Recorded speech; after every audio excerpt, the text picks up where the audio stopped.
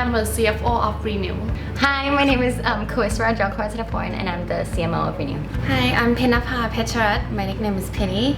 I'm the Chief BD Officer of Renew, but I sometimes help with the legal aspects as well. We have a platform solution that is plant-based, very environmentally friendly, and it can be applicable on many different things like fabrics, paper, packaging, or wood preservation. So it's more like the coating industry. Like when we met Pila at first, all there was just a technology. Like a piece of technology, no business, no whatever. Like here, try to commercialize this. And that was the challenge. And we were still in our first year of our MBA. So it was like daunting, like, whoa, okay, we're not even through entrepreneurship with Atanik, and now we have to like build this up and try to sell this. So that was like the challenge. Yeah. Actually, we started this during our class with Atanik in entrepreneurship. So that was quite interesting. We actually met him through Atanik. Actually, we have joined two competition, which is BBC and the Heartland competition. For the BBC, we got first runner-up, and Heartland we got the first prize for the individual pitch. From competition, we realized that teamwork is the most important thing. It's good that people should have like diversification, like people from different backgrounds will have the different point of view, so each other can fulfill what the others are not very good at, and that can work the best. Especially in like a startup that's quite small and with like very few co-founders, a person is basically a whole department. So you come together and you try to help wherever you can and say like, okay, what are your strengths, what are your weaknesses, and then try to like a puzzle, just try to like fit the jigsaw pieces together, and then eventually it like goes through, and that's something that we've realized and was really good experience for us. Yeah. But actually what's great about that too is that you're not just one department, you have to do basically everything. This is where you leverage your expertise, but then you also have to like force yourself to learn other things that you basically have to force yourself out of your comfort zone. So that's been a big thing for us, I guess. Really big thing. Yeah. What was cool about Action Learning Lab, I guess, is that it's not an actual course. So like we're in MBA now, and every class is basically like lectures and some group projects and activities and stuff. So you learn in different ways. But then the action learning, you're basically forced to just figure it out yourself. But there is help like ready for you. You just need to ask for it.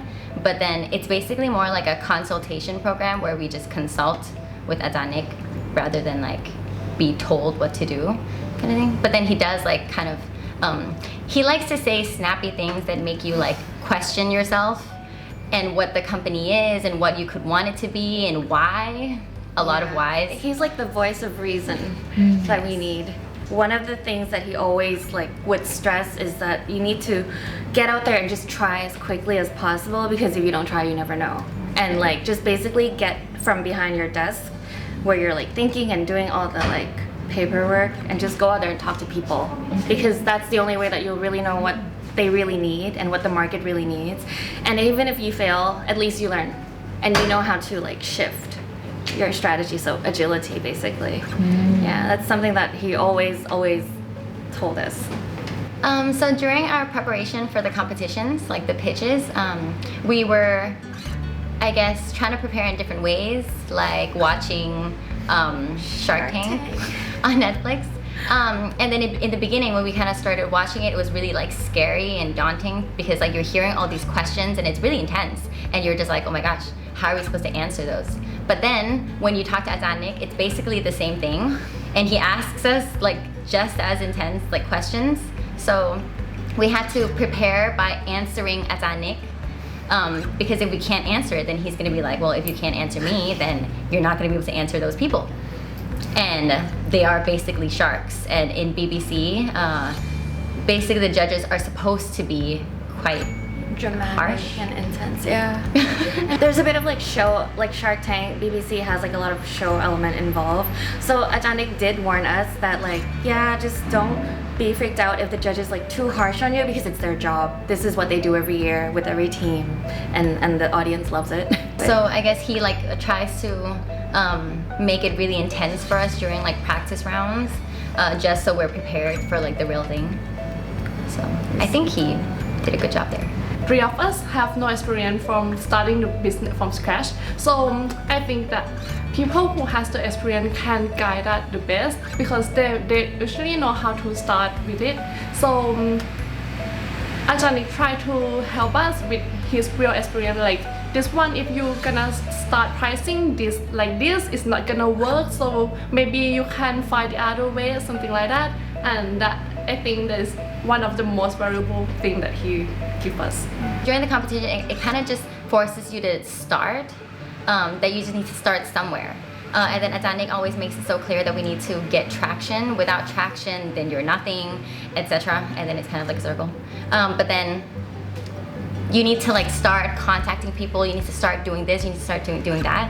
And then during the competition, I guess you kind of start to a certain extent, but then it's not actually going to accomplish the real thing. So basically the real work and the real challenges comes after the competition. It came after the competition where now we need to make use of those starts.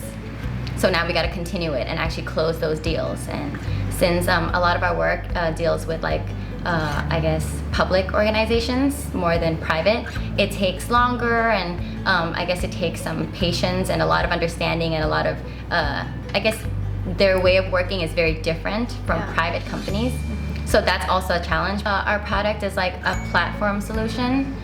So it's like multifunctional and it works on so many different things. We kind of struggle with I guess which industry to start first. And that's always been like conversation with like Ajanik as well. Because like while we're starting off like with like paper, a lot of people will see that like, oh my gosh, so many other industries, like other markets like fabrics and wood preservation is so much bigger. Like why don't we start there? So we kind of have like these moments where we kind of pivot here and there. Dilemmas. Yeah. So it's kind of hard to like stick and like not get distracted because it's so like multifunctional. Yeah. And we kind of get lost in the blur sometimes. Yeah, so that's always a risk because decision making, especially like these dilemmas where it's like, oh, but this looks so good, but this also looks so good. It's not that easy. You can't just make like a pros and cons list and then just be like, okay, that one, because it's like, it's not like a science. It's not like black and white. It's like an art. So it's like, oh, but these two look so, you know, that's the tough part. And the risky thing is that if you linger too long, then it becomes like deadlock almost and nothing really happens. And then that's basically a decision in itself. I guess like right now we're just trying to be as strategic as possible. So we're still like, I guess, learning as we go. Like Ajanik always says that like we're actually investing in knowledge in this stage rather than trying to make like a huge profit from the get-go. So I guess we're kind of just like trying to be strategic about all of our actions.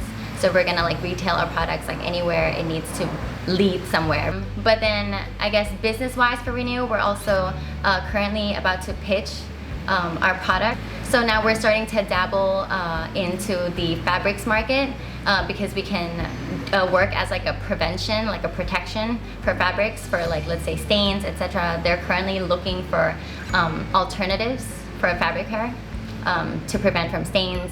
And there's also a current need with COVID with like masks. So we're exploring that opportunity right now.